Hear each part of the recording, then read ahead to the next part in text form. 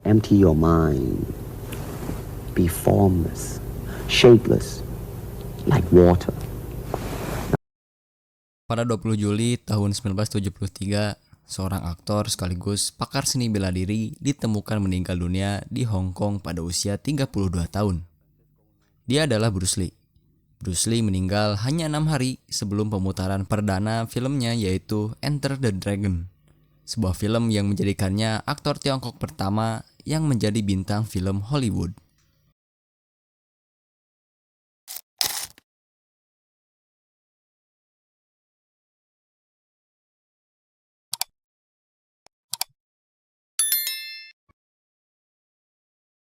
Bruce Lee lahir pada 27 November 1940. Bruce Lee lahir di San Francisco, Amerika Serikat, namun masa kecilnya hingga remajanya dia habiskan di Hong Kong.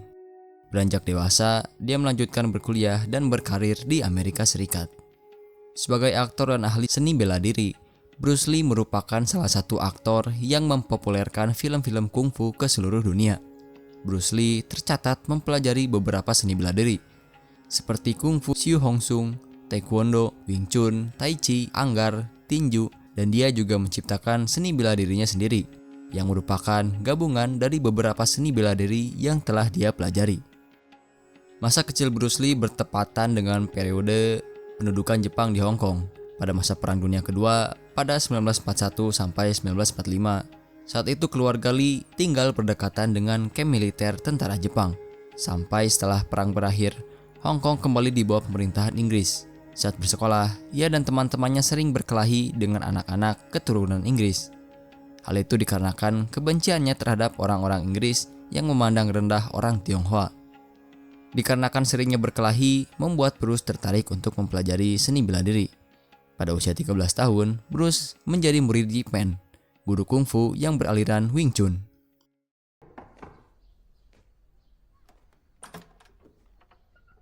Uncle, I just made a new friend. He wants to learn Kung Fu. He's outside. Come in.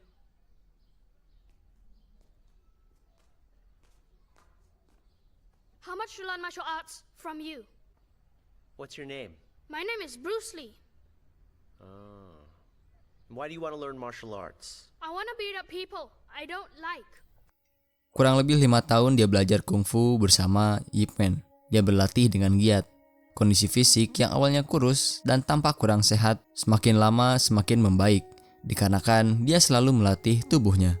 Ketika pertama kali mempelajari kungfu, ia memakai keterampilannya untuk menghajar lawan-lawannya.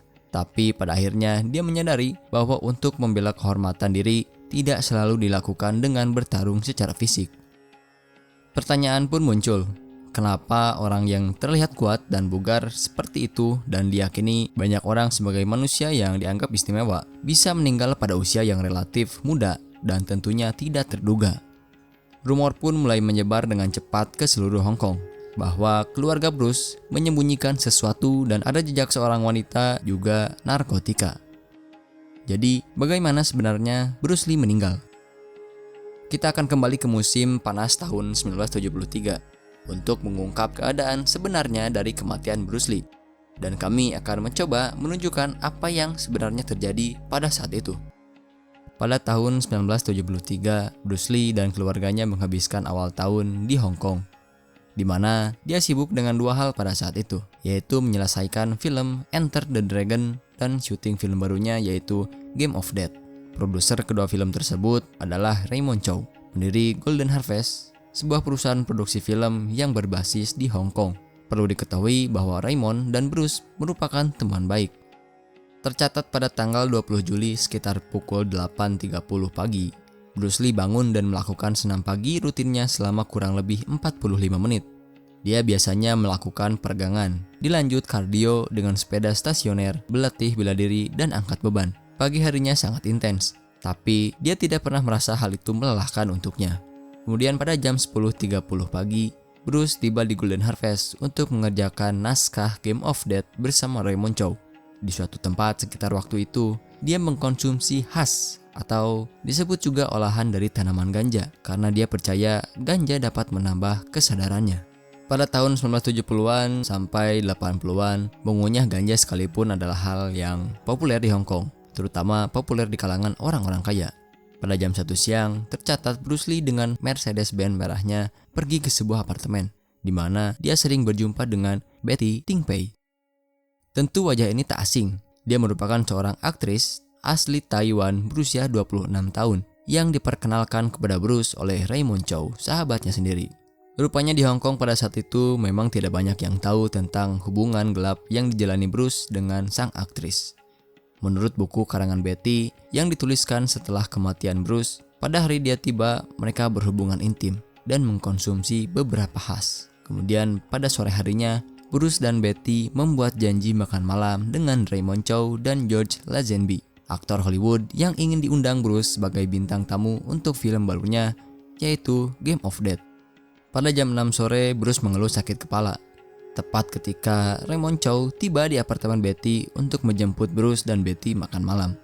Pada pukul 19.30, waktunya berangkat. Namun, sakit kepala Bruce semakin parah.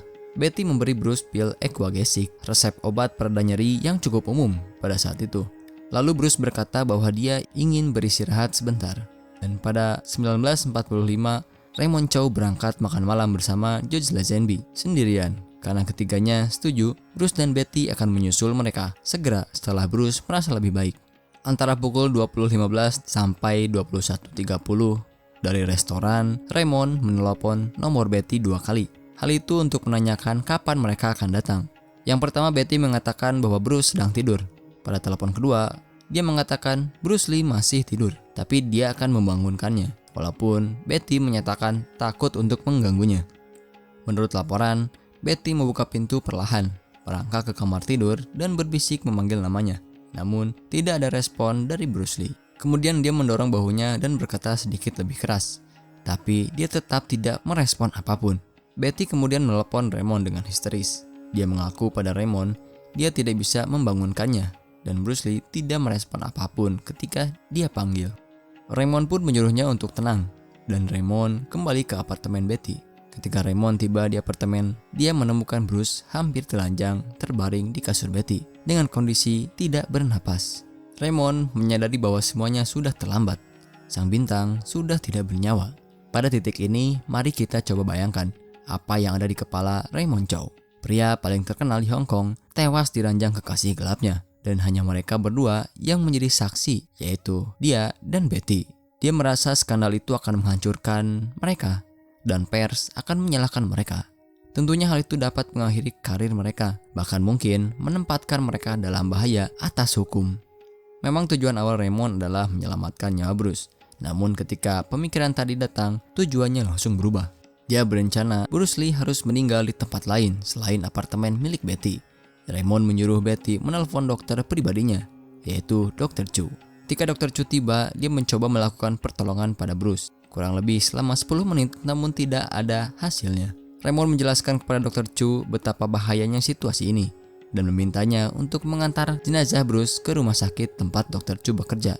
Pada saat itu, yang jaraknya hanya setengah mil untuk membatasi jumlah saksi. Namun sebaliknya, Dr. Chu memutuskan untuk memanggil ambulans dan berdalih merawat seseorang yang telah pingsan dan mendesak agar pasien tersebut dibawa ke rumah sakit Queen Elizabeth yang jaraknya lebih jauh, yaitu 25 menit daripada rumah sakit tempat Dr. Chu bekerja.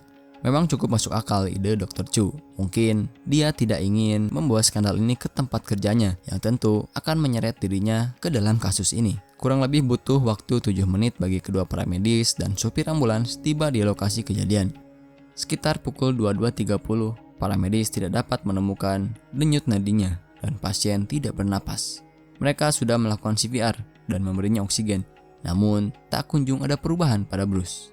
Kemudian para medis pun membawa Bruce ke ambulans. Raymond Chow dan Dr. Chu ikut serta bersama mereka. Beberapa saat setelah pukul 23.30 malam, telepon di seluruh Hong Kong mulai berdering. Hal itu dikarenakan berita tentang Bruce Lee meninggal pada usia 32 tahun dan penyebab kematiannya belum diketahui pada saat itu, di mana laporan otopsi lah yang nantinya akan menunjukkan bahwa Bruce Lee meninggal karena edema cerebral, pembengkakan otak yang diduga disebabkan oleh reaksi alergi terhadap pil Aquagesic, di mana hal itu terjadi dari obat yang diberikan kepada Bruce oleh sang aktris sekaligus kasih gelapnya, yaitu Betty Ting-pei.